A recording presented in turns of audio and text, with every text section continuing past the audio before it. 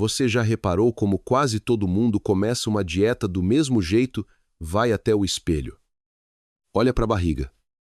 Vira de lado, prende a respiração. Solta e suspira. E a pergunta aparece automaticamente, ué. Já fazem alguns dias, por que a barriga ainda está aqui? Se isso soa familiar, você não está sozinho. O detalhe é que o seu corpo não liga para o espelho. Ele também não sabe o que é barriga de praia. Quando você entra em déficit calórico, o corpo pensa de forma muito mais prática. Como eu mantenho tudo funcionando? Cérebro, coração, fígado e órgãos vitais vêm sempre primeiro. A estética é a última da fila. É por isso que acontece algo curioso.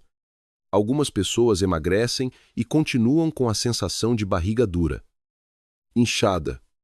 Outras, em poucos dias, sentem o corpo mais leve, menos estufado, mesmo sem grande mudança na balança. Não é sorte, nem metabolismo mágico. É simplesmente o corpo mexendo em reservas diferentes, seguindo uma ordem lógica que quase ninguém explica. E aí entra a gordura visceral. Ela não fica logo abaixo da pele. Ela está mais profunda, ao redor dos órgãos.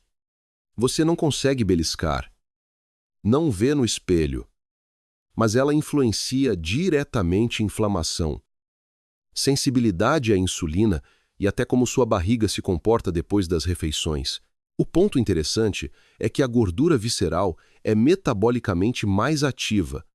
Ela se comporta como aquele vizinho barulhento mesmo sem aparecer. Afeta todo o ambiente.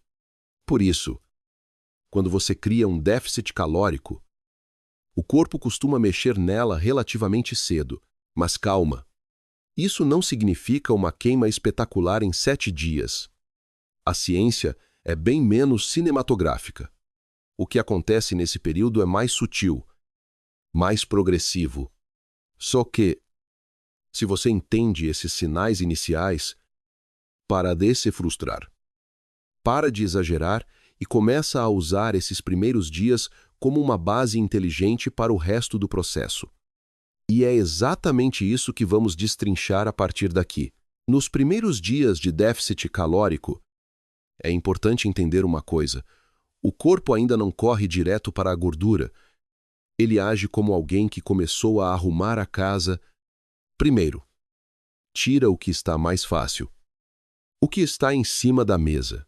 A fonte de energia mais rápida é o glicogênio, o carboidrato armazenado no fígado e nos músculos. E o glicogênio tem um detalhe curioso, ele carrega muita água junto. Quando você reduz calorias, especialmente carboidratos ou beliscos constantes, o glicogênio cai e a água vai embora com ele. É por isso que, em 2 ou 3 dias, muita gente sente a barriga menos estufada, as roupas mais folgadas. Essa sensação é real. Não é ilusão. Mas ainda não é toda a história da gordura visceral. É mais como esvaziar um pouco o tanque antes de começar o trabalho de verdade. Entre 24 e 72 horas. O corpo está reaprendendo a trocar de combustível. Ele sai de um padrão de abastecimento constante e começa a alternar melhor entre glicose e gordura. Se o déficit não for exagerado, o organismo passa a liberar mais ácidos graxos para gerar energia. E é nesse cenário que a gordura visceral entra no radar. O problema é que você não consegue apontar isso no espelho. O espelho mostra superfície pele, gordura subcutânea, postura, retenção de líquido. A gordura visceral é percebida mais por sensação, menos pressão abdominal, menos estufamento depois de comer, mais conforto ao se movimentar. Em estudos, quando pessoas entram em déficit calórico, especialmente aquelas que vinham de excesso alimentar ou ultraprocessados, a gordura visceral tende a cair proporcionalmente mais no início do que a gordura subcutânea. Não por bondade, mas porque ela é metabolicamente mais ativa. A armadilha aparece quando a pessoa se empolga. Vê o peso cair rápido. Sente a barriga melhor e decide apertar tudo. Come menos? Treina demais. Dorme mal. Em poucos dias surgem fome intensa, irritação, vontade descontrolada de doce. O corpo entra em alerta, biologicamente. A gordura visceral responde mal ao caos. Ela responde a sinais repetidos. O corpo precisa entender que o déficit é constante. Mas seguro, quando isso acontece, ele continua liberando gordura aos poucos, sem entrar em modo defesa.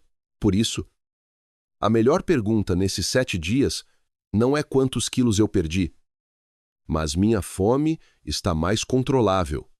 Se você consegue comer para e seguir o dia, o ambiente está favorável. Se você passa o dia inteiro lutando contra a comida, algo está desalinhado. Em 7 dias, a gordura visceral não some, mas pode começar a ceder, como uma torneira pingando. Não impressiona no primeiro dia, mas faz diferença com o tempo. E se você não sabotar esse ritmo, o que vem depois tende a ser muito mais consistente. Se durante esses 7 dias de déficit calórico tudo parece meio estranho, às vezes o corpo mais leve, às vezes a barriga volta a incomodar, às vezes uma fome desproporcional, o problema muitas vezes não está no total de calorias, mas na forma como a energia entra ao longo do dia. Muita gente faz tudo certo no papel. As calorias estão mais baixas. O plano está ok. Mas o dia real é cheio de pequenas entradas café com açúcar. Um lanchinho aqui, outro ali, um belisco à noite. No total, até cabe no déficit. Mas para o corpo, o sinal é outra energia chegando o tempo todo, sem pausa clara. Cada vez que você come, especialmente açúcar ou carboidratos refinados, a insulina sobe. A insulina não é vilã. Ela é essencial. O problema é quando ela é acionada repetidamente ao longo do dia. Nesse cenário, o corpo fica menos disposto a liberar gordura como combustível, inclusive a gordura visceral, que é muito sensível a esse tipo de sinal. O resultado costuma ser uma fome estranha. Você come, mas não se sente satisfeito. Falta aquele ok, estou bem, e o cérebro odeia isso. Ele começa a lembrar você de comida o tempo inteiro, como um alerta que não desliga. Quando as refeições são mais completas, com proteína suficiente, fibra, comida de verdade, o sinal muda. A energia é menor, mas estável. Isso cria um ambiente em que a gordura visceral tende a ceder com mais facilidade. Não rápido, mas de forma consistente. Outro fator subestimado nesses 7 dias é o sono. Uma noite ruim acontece, mas várias noites mal dormidas mudam tudo. A fome aumenta, o controle diminui, a escolha alimentar piora. O cortisol entra em cena. Ele não cria gordura do nada, mas dificulta o processo, mais retenção de líquido, mais apetite, mais sensação de barriga pesada. E aí vem o treino. Muita gente acha que precisa se destruir no cardio para perder gordura visceral. Em curto prazo, isso costuma atrapalhar mais do que ajudar. O que funciona melhor é o que você consegue repetir algum treino de força para preservar músculo e movimento diário constante. Quando o corpo entende que o músculo é importante, ele evita economizar energia tirando massa magra. E isso cria um ambiente metabólico mais favorável, inclusive para a redução da gordura visceral. Esses 7 dias não são sobre sofrer. São sobre criar um cenário em que o corpo confia. Falta energia, mas não há perigo. Nesse contexto, a gordura visceral raramente fica parada. Ela muda devagar. sem espetáculo. Mas muda. E essa mudança silenciosa vale muito mais do que qualquer ilusão rápida. Existe uma ironia nesses 7 dias de déficit calórico. O que mais atrapalha raramente são erros grandes, mas pequenos detalhes repetidos todos os dias. Cada um parece inofensivo, mas juntos mudam completamente o sinal que o corpo recebe. O erro mais comum é um déficit exagerado. A pessoa corta a comida com raiva. Nos primeiros dias, o peso cai rápido. A barriga desincha um pouco e a motivação sobe. Mas lá pelo 3º ou 4º dia, o corpo reage, fome intensa, pensamentos constantes em comida, cansaço, e aí um pequeno deslize vira uma compensação grande, biologicamente. Isso faz sentido. Um déficit muito agressivo não é lido como estratégia inteligente. É lido como ameaça. E quando o corpo entra em modo defesa, a prioridade deixa de ser queimar gordura visceral e passa a ser conservar energia. Outro erro é avaliar progresso só pela balança. Em 7 dias, o peso varia muito por água, sal, sono e digestão. Às vezes a gordura visceral está diminuindo discretamente, mas uma refeição mais salgada faz o peso subir no dia seguinte. Se você reage a isso apertando mais o plano, quebra a constância que o corpo precisa. Sinais mais confiáveis são sutis sensação abdominal depois das refeições, menos estufamento, cintura mais confortável ao sentar, menor fissura por doce à noite. O álcool também pesa muito nesse curto período. Mesmo pequenas quantidades atrapalham o sono. Aumentam a fome no dia seguinte e são priorizadas pelo organismo como combustível. Enquanto o corpo está lidando com álcool, a queima de gordura fica em segundo plano. Proteína insuficiente e refeições muito fáceis de comer também sabotam o processo. Sem saciedade real, o cérebro pede comida o tempo todo. Não é falta de força de vontade. É fisiologia.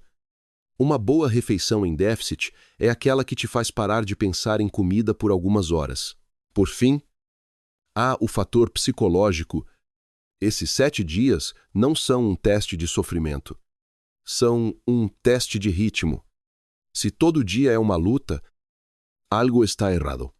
Se existe fome, mas ela é controlável. O ambiente está favorável. A gordura visceral não precisa de guerra. Precisa de constância. E quando você para de tentar acelerar a força, o corpo tende a colaborar mais.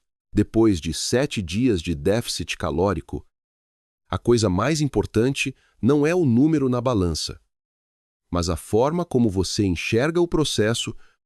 Quando você entende que o corpo tem prioridades e que a gordura visceral responde ao ambiente, não há pressa. Tudo fica mais simples e menos frustrante. Nesse curto período, o que geralmente acontece é uma combinação de menos água ligada ao glicogênio, menos volume intestinal por mudanças na alimentação e o início da mobilização de gordura, incluindo a visceral. Não é espetáculo. Não é milagre, mas é real. E o que é real vale muito mais do que resultados rápidos que depois desaparecem. Se você percebe menos estufamento após as refeições, cintura mais confortável ao sentar, energia mais estável e menos fissura por doce. Isso já é um ótimo sinal.